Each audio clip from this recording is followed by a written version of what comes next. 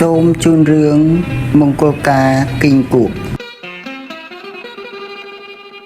មានដំណើរមួយថាសត្វក្អែកមួយ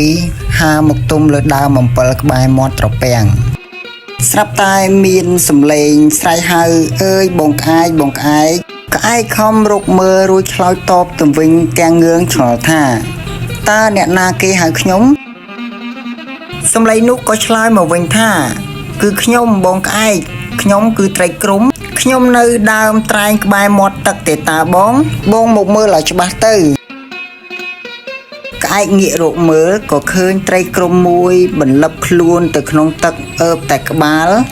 ក្អែកក៏ងក់ក្បាលខ្ញុំឃើញឯងហើយតើឯងហៅខ្ញុំមានការអ្វីដែរត្រីក្រុមក៏ឆ្លើយភ្លាមខ្ញុំចង់ដឹងម៉ោងតើម៉ោងប៉ុន្មានហើយបងក្អែកក៏ឆ្លើយតបទៅវិញថាចិត្តថ្ងៃត្រង់ហើយភ្លាមនោះត្រីក្រុមក៏លាន់មាត់ថាចិត្តថ្ងៃត្រង់ហើយអូ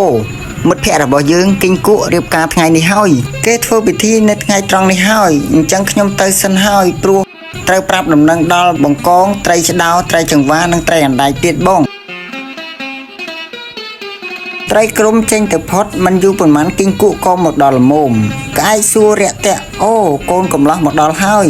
សួស្ដីបងក្អែកបងអញ្ជើញមកតែម្នាក់ឯងទេឬឯងឆ្លើយតបមកវិញបាទតែម្នាក់ឯងទេតែបងកុំបារម្ភអីភ្ញៀវរបស់បងមកដល់ឥឡូវហើយ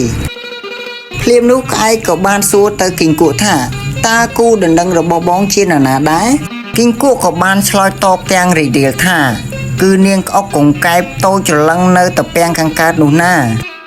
ពេលនោះក្អែកក៏បាននិយាយថាបាទបងចាំជួយប្រាប់តាវ៉ៅដែលជាមិត្តចាស់របស់ខ្ញុំផងណាបងពេលនោះស្រាប់តែខ្យងបានមកដល់នៅជួយកំដរគីងគក់ចំណែកក្អែកហោះទៅប្រាប់ញាតិមិត្តដែលមិនទាន់មក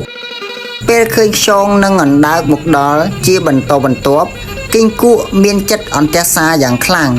ព្រោះបាត់នាងក្អុកដែលជាកូនក្រមុំមិនទាន់ឃើញមកដល់ខ្យងក៏សួរគីងគក់ថាតើកូនក្រមុំមកដល់ទីនេះដោយមធ្យោបាយណាដែរគីងគក់ឆ្លើយភ្លាមបាទខ្ញុំបានជួលរទេះមួយឲ្យនាងជិះមករទេះនោះធ្វើពីក្រដាសកាតុងលាបពណ៌មាសនិងតុបតែងក្បាច់ភី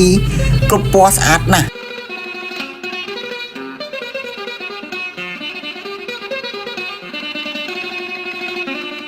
ភ្ញៀវបានមកដល់ជុំគ្នាអស់ហើយ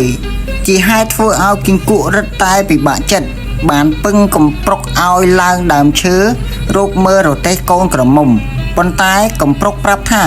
មិនឃើញអ្វីទាំងអស់ភ្លាមនោះខ្យងក៏លាន់មកថាប្រហែលជាកន្ទក់ច្រឡំថ្ងៃហើយទេដឹងមើលទៅគីងគក់ប្រកែកថាទេมันអាចច្រឡំទេព្រោះគីងគក់ទើបតែបានជួបកន្ទក់នៅព្រឹកមិញទីតា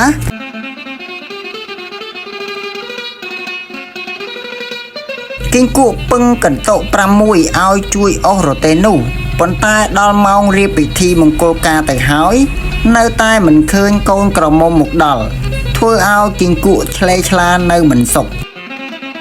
ចៅមហាកំប្រុកក៏បានមកដល់មានទាំងស្លាមលូ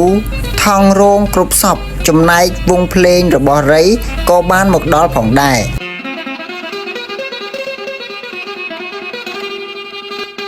គីងគក់បានស្នើឲ្យសារិកាទៅរករទេះកូនក្រមុំម្ដងព្រោះសារិកាហោះបានលឿនចំណែកខ្យងវិញគិតតែពីសួររកខ្យងហ៊ានដែលមិនទាន់មកដល់ធ្វើឲ្យគីងគក់ធុញទ្រាន់យ៉ាងខ្លាំងគីងគក់ក៏លាន់មកថាណែខ្យងឈប់រអ៊ូទៅគិតតែខ្យងហ៊ានសំខាន់ឬកូនក្អុកកូនក្រមុំរបស់ខ្ញុំសំខាន់ជាងបើនាងមិនបានមកទេតើខ្ញុំទៅជាយ៉ាងណាទៅ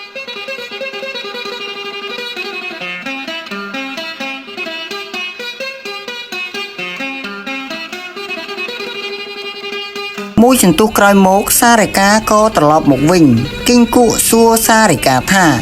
សារិកាអើយឃើញនាងដែរឬទេសារិកាក្រវីក្បាលខ្ញុំមិនឃើញនាងទេភ្លាមនោះគីងគក់ស្រែកទាំងខឹងថាវាគិតយ៉ាងម៉េចទៅអាកណ្ដុរចង្រៃវាគួរតែចេញមកយូរណាស់ហើយសារិកាប្រាប់ថាកណ្ដុរទាំងនោះមិនអាចចេញមកបានទេព្រោះមានឆ្មានៅចាំមាត់ចន្ទារបស់ពួកវា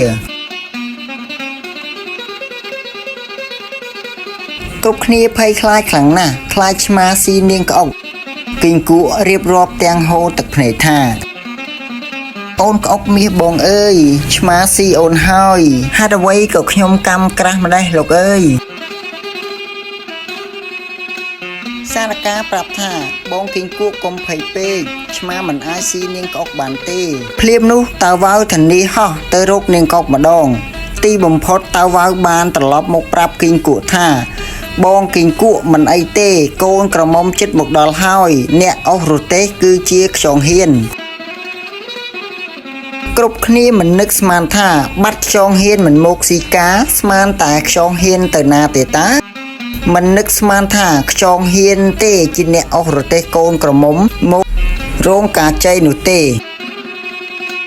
ពេលនោះគីងគក់និងនាងក្អុកត្រូវបានរៀបចំនៅពេលល្ងាចនៅថ្ងៃដដែលហើយក៏មានការជួបជុំសត្វទាំងអស់យ៉ាងសប្បាយហូរកញ្ជ្រៀវខៀវខ្យានៅក្នុងកម្មវិធីការរបស់ពួកគេ